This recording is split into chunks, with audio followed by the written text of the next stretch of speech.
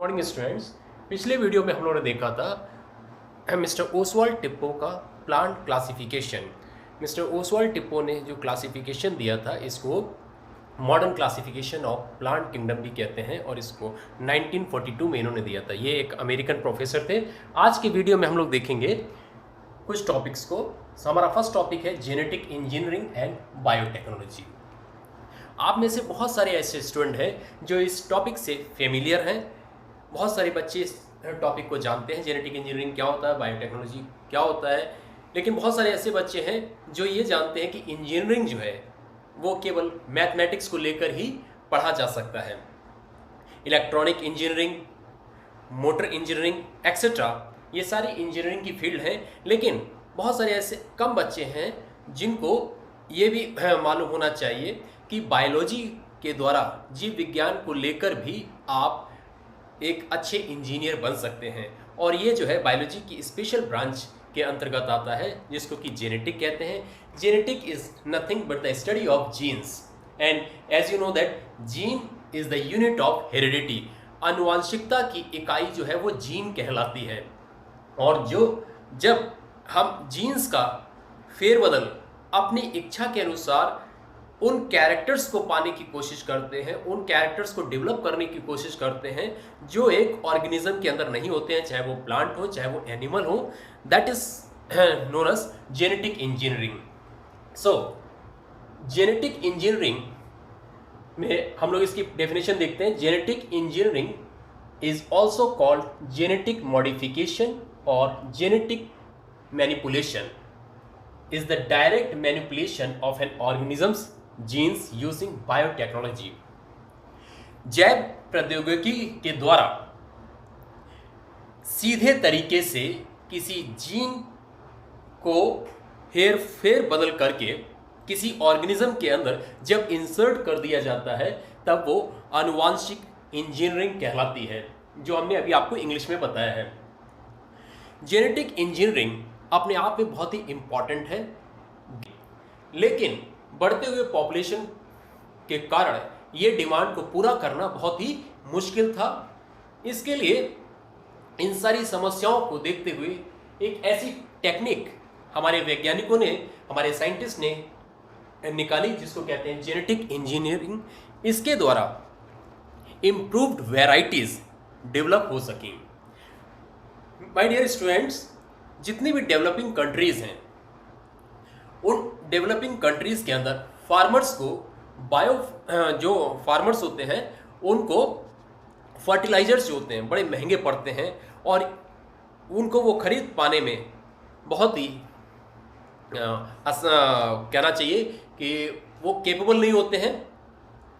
और इसके साथ साथ एक ड्रॉबैक और भी होता है, जब हम हार्मफुल केमिकल्स का यूज़ करते हैं तो ये हार्मफुल केमिकल्स जो होते हैं ये पॉल्यूशन का कारण भी ठहरता है। अपनी डिमांड को पूरा करने के लिए और इन्वायरमेंट को पॉल्यूशन से फ्री रखने के लिए जेनेटिक इंजीनियरिंग बेस्ट होता है। जेनेटिक इंजीनियरिंग जो है फार्मर्स की डिमांड को भी पूरा करता है और पॉल्यूशन से भी ये फ्री कर देता है एटमॉस्फेयर को। हमारा जो नेक्स्ट टॉपिक है दैट इज बायोटेक्नोलॉजी। बायोटेक्नोलॉजी को हिंदी में कहते हैं जैव प्रौद्योगिकी। बायोटेक्नोलॉजी क्या होता है, इसको सिंपल लैंग्वेज में, सिंपल वर्ड्स में हम समझ लेते हैं। Biotechnology the use of organisms at industrial level to get large amount of products is known as biotechnology. जैव प्रौद्योगिकी वह प्रोसेस होता है जिसके अंतर्गत जीवों का, चाहे वो प्लांट्स हो, चाहे वो एनिमल्स हो, चाहे वो माइक्रो ऑर्गेनिजम्स हो, उनका हम इंडस्ट्रियल लेवल पर इस्तेमाल करते हैं जिससे कि अधिक प्रोडक्ट, अधिक उत्पादन हमको मिल सके। अब हम बात करते हैं बायोटेक्नोलॉजी का जो है वो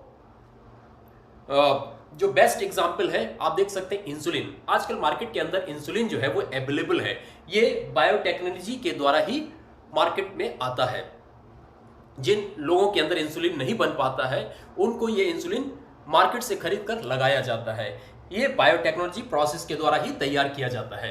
बायोटेक्नोलॉजी जो है वो एग्रीकल्चर में क्या रोल प्ले करता है, आइए हम कुछ पॉइंट्स को देख लेते हैं। तो सबसे पहला पॉइंट है to produce disease free and disease resistant plants. जिसको हिंदी में कहते हैं रोग रहित तथा रोग प्रतिरोधक पौधों को उत्पन्न करना। दूसरा पॉइंट हमारा है to develop mutant varieties of fungi, pest etcetera. So my dear students, उत्परिवर्तित प्रजातियों जैसे कि कवक है, कीट है, उनकी विकसित करना। थर्ड पॉइंट हमारा टू डिस्कवर बायो फर्टिलाइजर्स, जिसको हिंदी में कहते हैं